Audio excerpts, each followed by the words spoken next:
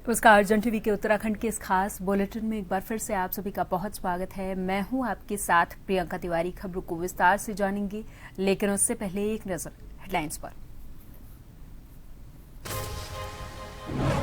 पंतनगर में 119वां अखिल भारतीय किसान मेला, सीएम धामी ने स्टॉलों का किया निरीक्षण। किसानों से कहा, नई तकनीक से बढ़ाएं उत्पादन।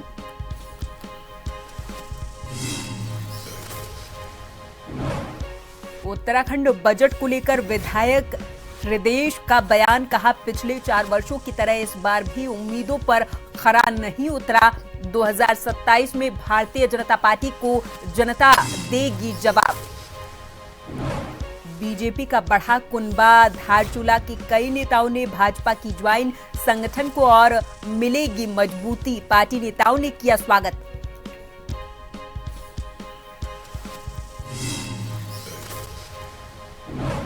हरिद्वार में स्मैक के साथ 2 तस्कर गिरफ्तार। एनडीपीएस एक्ट के तहत मुकदमा दर्ज। 11.84 ग्राम के साथ पकड़े आरोपी। दोनों का है आपराधिक इतिहास। और उत्तराखंड में मौसम के बदलते मिजाज ने बढ़ाई परेशानी। रुड़की उपजिला अस्पताल में वायरल बुखार, खांसी और जुकाम के मरीज बढ़े। चिकित्सक बोले, सावधानी बरतें।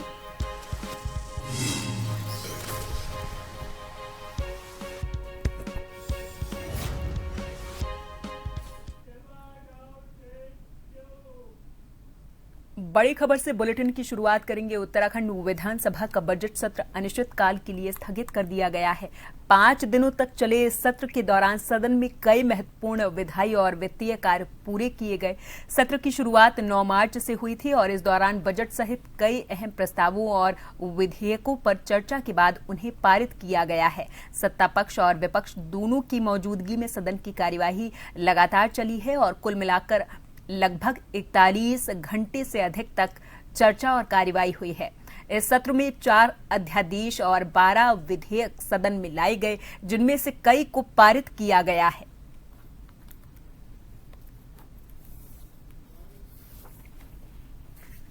तो ओवरऑल मैं समझता हूं कि ये सत्र गैरसैंण के इतिहास का, अगर आप समय अवधि में देखेंगे तो सबसे ज्यादा समय तक चलने वाला सत्र है। और जिस तरह 11 साढ़े 11 बजे रात तक सत्र चला, ये मैं नेता प्रतिपक्ष का भी धन्यवाद मैंने कई बार दिया, फिर धन्यवाद दे रहा हूँ कि सदन को सुचारू रूप से चलाने में उन्होंने इस बार एक सकारात्मक रूप अपनाया और सदन सुचारू रूप से चला। बजट सत्र अंतिम दिन रहा है और ऐसा आपसे लगातार बातचीत होती रही है कि सत्र अवधि के लिए हमने मांग की थी माननीय मुख्यमंत्री जी से, पत्र भी लिखा, लेकिन उस पत्र का कोई उत्तर हमें नहीं मिला और आखिरकार 5 दिन का सत्र आहूत किया गया। बजट आज युवाओं को, महिलाओं को और जनता को समर्पित जो ये बजट है, मैं माननीय मुख्यमंत्री जी का बहुत बहुत आभार प्रकट करूंगी। और 5 दिन ये हमारा विधानसभा सत्र चला, जिसमें माननीय विधानसभा अध्यक्ष जी का जो एक हम लोगों को दिशा निर्देश और पीठ से हम लोग जो हमें दिशा निर्देश दिए जाते हैं, और 5 दिन जो सत्र चला उसमें विधानसभा अध्यक्ष जी का बहुत बहुत आभार। और विपक्ष का जिस तरह से हंगामा रहता है वो बहुत ही निंदनीय है, क्योंकि जो काम इस समय हमारे माननीय मुख्यमंत्री जी और हमारी सरकार कर रही है उसको वो पचा नहीं पा रहे हैं। उनको कोई काम तो है नहीं, क्योंकि वो करें क्या। उत्तराखंड की ग्रीष्मकालीन राजधानी गैरसैंण के बरारीसैंण स्थित विधानसभा भवन के 5 दिन की बजट सत्र की अवधि अब समाप्त हो चुकी है। इस बार का बजट सत्र बहुत ही महत्वपूर्ण माना जा रहा था, क्योंकि इस बार का जो बजट सत्र है उसका साइज सबसे ज़्यादा बड़ा माना जा रहा था। 1,11,000 करोड़ का जो ये बजट है इसको बहुत ही महत्वपूर्ण माना जा रहा है, लेकिन दूसरी तरफ विपक्ष जो है वो इससे खासा नाराज नजर आया। उन्होंने कहा कि इसमें कुछ भी इस तरीके का नहीं है जो उत्तराखंड की जनता को एक एक राहत की सांस देगा, लेकिन सरकार इससे बहुत ज़्यादा उत्साह में नज़र आ रही है। उनका कहना है कि महिलाओं के लिए और युवाओं के लिए इसमें रोजगार के नए सपने निकल कर आ रहे हैं। इस बजट सत्र के दौरान लगातार जो है पक्ष और विपक्ष में कई हंगामे देखने के मिले, लेकिन दोनों में सत्र चलाने के लिए दोनों ने बखूबी से इस सत्र को चलाया गया। कई मुद्दे उठाए गए, लेकिन उसके बावजूद इसमें सत्र को चलने के बाद सरकार के द्वारा बेखूबी से इन सभी का जो है वो जवाब दे दिया गया। मैं अपने कैमरा सहयोगी अमित कुमार के साथ यशदीप आर्य, जन टीवी, भड़ारी सैन। उत्तराखंड विधानसभा का बजट सत्र अनिश्चितकाल के लिए स्थगित कर दिया गया है। विधानसभा अध्यक्ष ऋतु खंडूरी ने सत्र के समापन पर जानकारी दी और बताया कि सत्र में 4 अध्यादेश और 12 विधेयक सदन में लाए गए, जिनमें से कई को पारित किया गया। विधानसभा अध्यक्ष ने कहा कि पहले दिन राज्यपाल के अभिभाषण के साथ सत्र की शुरुआत हुई, जिसके बाद बजट पर चर्चा हुई और अंत में बजट पारित किया गया। उन्होंने सत्ता पक्ष और विपक्ष दोनों के मेंबर्स का आभार जताया और कहा कि सभी ने मिलकर सदन की कार्यवाही को सुचारू रूप से चलाने में सहयोग किया है। साथ ही उन्होंने विधानसभा सचिवालय के अधिकारियों और कर्मचारियों की भी सराहना की है, जिनकी मेहनत से पूरे सत्र का संचालन व्यवस्थित तरीके से संभव हो पाया है।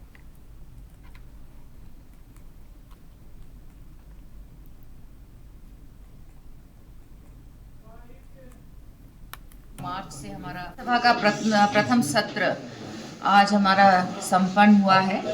आपको जैसे सभी को ज्ञात होगा कि 9 मार्च से हमारा सत्र शुरू हुआ था और मैं आप सबको बताना चाहूँगी कि इसमें हमारे 4 अध्यादेश, 12 विधेयक हमारे आए।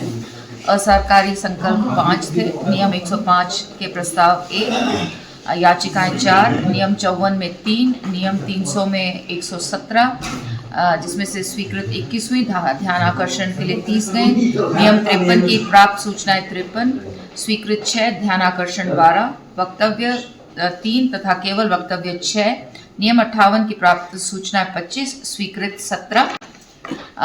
साथ ही साथ बताना चाहूँगी कि 9 तारीख को हमारा जो सत्र चला वो 1 घंटा 20 मिनट टोटल चला। 10 को हमने 9 घंटा 20 मिनट चलाया, 11 को 11 घंटा 25 मिनट, 12 को 6 घंटा 55 मिनट और 13 तारीख को 12 घंटा 10 मिनट हमने चलाया, जो कि टोटल ऑफ 41 घंटे 10 मिनट हमने चलाए। मैं सभी सदस्यों का आभार व्यक्त करती हूँ, उनको भी धन्यवाद देती हूँ। इस बार हमारा सदन अच्छे से चला। पूरा अपनी जो 5 दिन का निर्णय सरकार के द्वारा लिया गया था उन पूरे 5 दिन चला। पंतनगर में आयोजित 119वें ऑल इंडिया फार्मर्स फेयर और एग्रीकल्चरल इंडस्ट्री एग्जीबिशन में उत्तराखंड के मुख्यमंत्री पुष्कर सिंह धामी ने शिरकत की है। इस दौरान मुख्यमंत्री ने किसान मेले का निरीक्षण किया और कृषि से जुड़ी विभिन्न प्रदर्शनी स्टॉलों का अवलोकन किया। उन्होंने कहा कि राज्य सरकार किसानों की आय बढ़ाने और आधुनिक खेती को बढ़ावा देने के लिए लगातार काम कर रही है।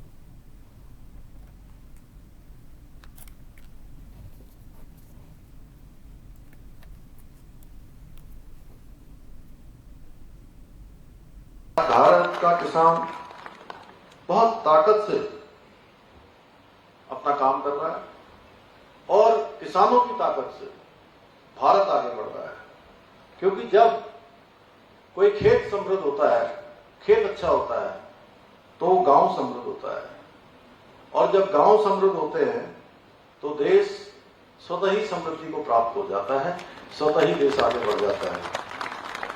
यही कारण है कि आज आदरणीय प्रधानमंत्री जी गांव, गरीब और किसान को देश की आत्मा मानते हुए संकल्पित होकर अन्नदाताओं की आय को दोगुना करने तथा उनके जीवन स्तर को ऊंचा उठाने के लिए निरंतर कार्य कर रहे हैं। आज देश भर के लगभग 10 करोड़ किसानों को किसान सम्मान निधि योजना के माध्यम से आर्थिक सहायता मिल रही है। उत्तराखंड विधानसभा का बजट सत्र हंगामेदार रहा, जिसमें मुख्यमंत्री ने बजट पेश किया है। सत्र से लौटने के बाद हल्द्वानी के विधायक सुमित्र देश ने भारतीय जनता पार्टी सरकार के बजट को निराशाजनक बताया है। उन्होंने कहा कि पिछले 4 वर्षों की तरह इस बार का बजट भी जनता की उम्मीदों पर खरा नहीं उतरा है। विधानसभा में हुई बहस को लेकर उन्होंने वरिष्ठ भारतीय जनता पार्टी नेता बंशीधर भगत के बयान पर भी प्रतिक्रिया दी। उन्होंने कहा कि भगत वरिष्ठ नेता हैं, उन्हें इस प्रकार की भाषा का प्रयोग नहीं करना चाहिए।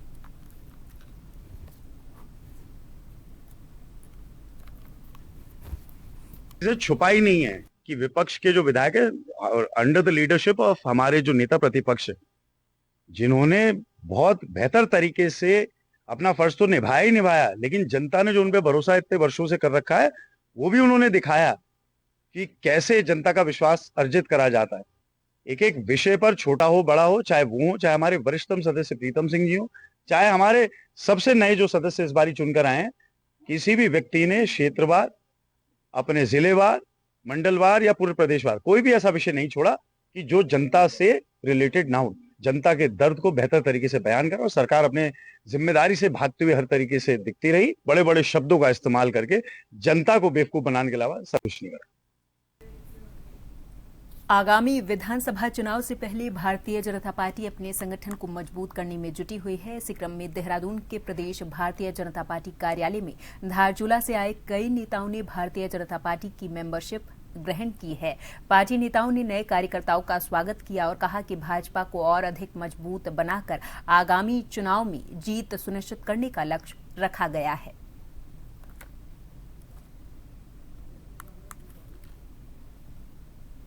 पार्टी के अंदर प्रतिदिन बड़ी संख्या में लोगों का आना हो रहा है। दूरस्थ क्षेत्र धारचूला से बड़ी संख्या में हम वहाँ के जो नेता हैं वो भारतीय जनता पार्टी सत्ता ले रहे हैं। उसमें नगर पालिका के वहाँ के अध्यक्ष भी हैं और हम सबका स्वागत कर रहे हैं। ये क्रम लगातार चलता रहेगा, क्योंकि मैंने कहा कि आचार संहिता लगने से पहले तक बड़ी संख्या में जो भी जनप्रतिनिधि दल के पार्टी में आएंगे, हम सबका स्वागत करने वाले हैं। और जो लक्ष्य दिया कि प्रत्येक विधानसभा को हमने 2 से 3 हजार का लक्ष्य दिया हुआ है, 2 दलों को लोग जोड़ना है। उसी प्रक्रिया में आज धारचूला विधानसभा में ये गति आगे बढ़ रही है। भाजपा नेता और बद्रीनाथ केदारनाथ मंदिर समिति के पूर्व अध्यक्ष अजेंद्र अजय के द्वारा सोशल मीडिया पर पार्टी संगठन को लेकर की गई टिप्पणी पर भाजपा प्रदेशाध्यक्ष महेंद्र भट्ट ने कड़ा रुख अपनाया। महेंद्र भट्ट ने कहा कि जो भी व्यक्ति इस तरह के बयान सार्वजनिक रूप से देगा उसे बर्दाश्त नहीं किया जाएगा, चाहे वो कोई भी हो। उन्होंने ये साफ किया कि ऐसी विचारधारा रखने वाला व्यक्ति भाजपा का कार्यकर्ता नहीं हो सकता। अजेंद्र अजय के बयान के बाद अब उनके खिलाफ संगठनात्मक कार्रवाई की चर्चाएं भी तेज हो गई हैं।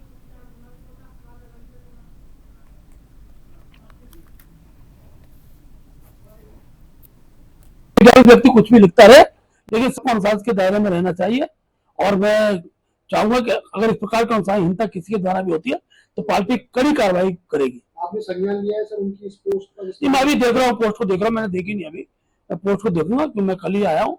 और इस प्रकार की पोस्ट अपने बारे में मैं दुखी हूँ, मैं परेशान हूँ, ऐसा कोई लिख रहा है तो वो उसका हम क्या समाधान, अपना व्यक्तिगत मानता है व्यक्ति का सोशल मीडिया किसी रूप में रखता है। पार्टी के खिलाफ किसी प्रकार का कोई विचार आता है तो पार्टी उसको संज्ञान लेती है। विचारधारा पर भी उन्होंने कटाक्ष किया है। विचारधारा पर कटाक्ष करने वाला बीजेपी कार्यकर्ता हो ही नहीं सकता है। गैरसैंण में चल रहे सत्र के दौरान विधानसभा कूच करने जा रहे यूकेडी के नेताओं को पुलिस के द्वारा गिरफ्तार किया गया, जिसके विरोध में डोईवाला उत्तराखंड क्रांति दल के कार्यकर्ताओं ने उपजिलाधिकारी के माध्यम से माननीय महामहिम राज्यपाल को ज्ञापन भेजकर उनकी रिहाई की मांग की है। साथ ही यूकेडी कार्यकर्ताओं ने गैरसैंण को स्थायी राजधानी घोषित करने की भी मांग की। राज्यपाल से यूकेडी नेताओं ने कहा कि गैरसैंण को स्थायी राजधानी की मांग को लेकर हम लगातार प्रयासरत हैं। यूकेडी के नेता लोकतांत्रिक तरीके से शांतिपूर्ण गैरसैंण जा रहे थे, जहां उन्हें रास्ते में पुलिस के द्वारा गिरफ्तार किया गया, जो कि बहुत निंदनीय है।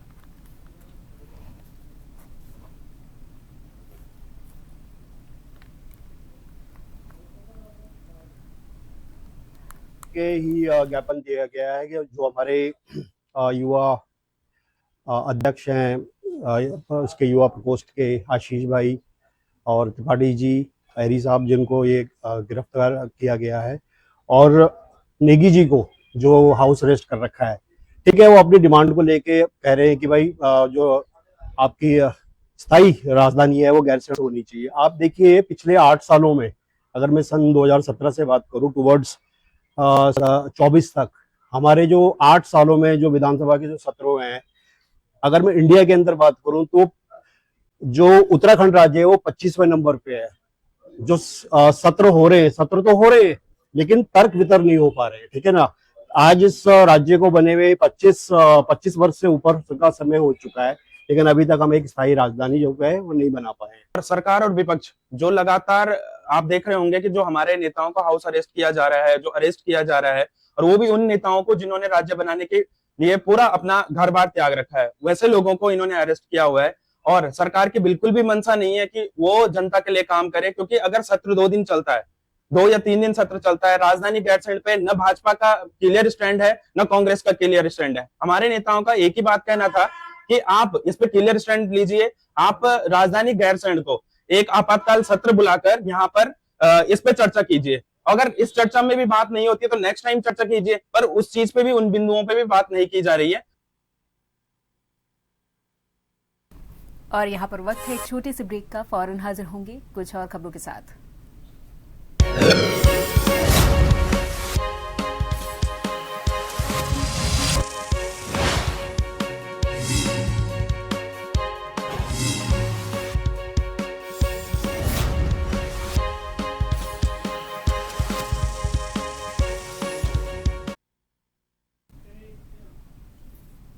चंपावत में घरेलू गैस सिलेंडरों की आपूर्ति व्यवस्था को सुचारू करने के लिए जिला प्रशासन ने महत्वपूर्ण निर्णय लिया। जिलाधिकारी मनीष कुमार ने बताया कि अब गैस सिलेंडर का वितरण केवल निर्धारित डिलीवरी पॉइंट और डोर टू डोर व्यवस्था के माध्यम से ही किया जाएगा। जिलाधिकारी ने कहा कि ऑनलाइन बुकिंग, ओटीपी और फोन कॉल की अधिकता के कारण उपभोक्ताओं की भीड़ गैस एजेंसियों में बढ़ रही थी, जिससे कानून व्यवस्था और आपूर्ति व्यवस्था प्रभावित हो रही थी। इसी को देखते हुए सभी गैस एजेंसियों को निर्देश दिए गए कि किसी भी उपभोक्ता को एजेंसी से सीधे सिलेंडर नहीं दिया जाएगा।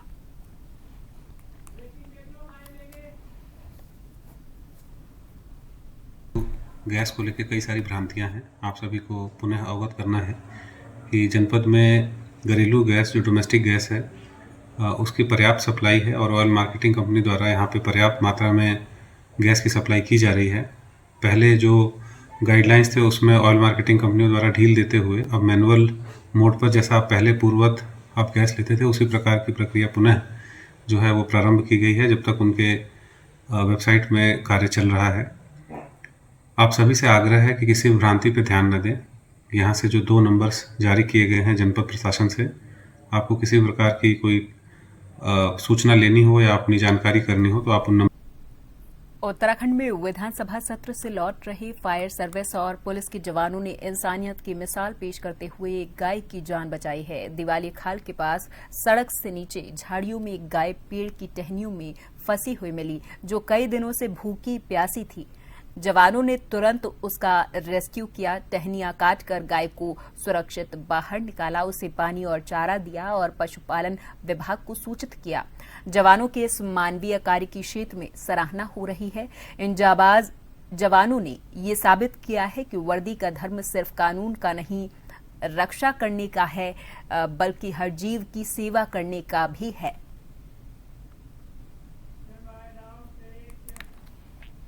हरिद्वार में सामने आए 56 करोड़ के नगर निगम घोटाले को लेकर सियासत तेज हो गई। सरकार के द्वारा 2 आईएएस और 1 पीसीएस अधिकारी पर कार्रवाई के बाद अब सुराज सेवा दल ने ये आरोप लगाए हैं कि इस मामले में अहम भूमिका निभाने वाले पटवारी पर अब तक कोई कार्रवाई नहीं हुई है। संगठन का ये कहना है कि संबंधित पटवारी ने विवादित रिपोर्ट लगाकर घोटाले की जमीन तैयार की थी। इसके बावजूद न तो उसे निलंबित किया गया और न ही तबादला हुआ है। स्वराज सेवा दल ने प्रशासन को 3 दिन का अल्टीमेटम देते हुए चेतावनी दी और कहा कि कार्रवाई नहीं होने पर हरिद्वार से लेकर मुख्यमंत्री आवास तक भूख हड़ताल की जाएगी। देखिए, नगर निगम का 56 करोड़ रुपए का इतना बड़ा घोटाला हुआ, जिसमें एक डीएम सस्पेंड होते हैं, जिसमें एक नगर आयुक्त सस्पेंड होते हैं, और जिसमें जो है एसडीएम सस्पेंड होते हैं। तमाम जो नगर निगम के जो कर्मचारी जिनकी संलिप्तता थी, उनको पहाड़ भेज दिया जाता है या फिर अटैच कर दिया जाता है। हरिद्वार में रमेश चंद्र पटवारी, जिस पटवारी का मैं आपको, पटवारी के खिलाफ 420, 67, 68, 71, 120 भी आईपीसी में एक मुकदमा पंजीकृत है। इसके बाद इस पर दूसरा मुकदमा अभी लक्सर और भगवानपुर में जो वकीलों के साथ मार पिटाई हुई, वो मुकदमा है। उसके बाद में साहब इसका देखिए, इसको रेवेन्यू बोर्ड ने इसके लिए लिख दिया है कि इस पर कार्रवाई की जाए। जो है जो सराय है, इसमें जो ये पाया गया, इसमें इस पर कार्रवाई करने के लिए लिखा है डीएम साहब को। और जो है इसकी गिरफ्त इतनी मजबूत हो चुकी है कि ये एक पटवारी नहीं हटाया जा रहा है। तो आज हमने जिलाधिकारी महोदय को हमने ज्ञापन दिया है, 3 दिन में पटवारी पर कार्रवाई नहीं की गई तो हम हमारे तमाम कार्यकर्ता जिलाधिकारी महोदय के बाहर, जो है माननीय मुख्यमंत्री आवास के बाहर और प्रदेश के तमाम अन्य जनपदों में हमारे लोग भूख हड़ताल करेंगे, जिसकी समस्त जिम्मेदारी सरकार और प्रशासन की होगी। हरिद्वार के बहादुराबाद क्षेत्र में संत निरंकारी भवन के पास नाली में एक अज्ञात शव मिलने से सनसनी फैल गई है। सुबह राहगीरों की नजर शव पर पड़ते ही मौके पर लोगों की भीड़ जुट गई। इधर सूचना मिलते ही कोतवाली रानीपुर पुलिस मौके पर पहुंची और क्षेत्र को घेर कर जांच शुरू की है। सामने से देखने वालों के अनुसार शव नाले के किनारे पड़ा हुआ मिला है और आशंका ये जताई जा रही कि हत्या के बाद शव को यहां फेंका गया है। फॉरेंसिक टीम को भी मौके पर बुलाया गया और शव को पोस्टमार्टम के लिए जिला अस्पताल भेजा गया है। पुलिस मृतक की पहचान के प्रयास में जुटी हुई है।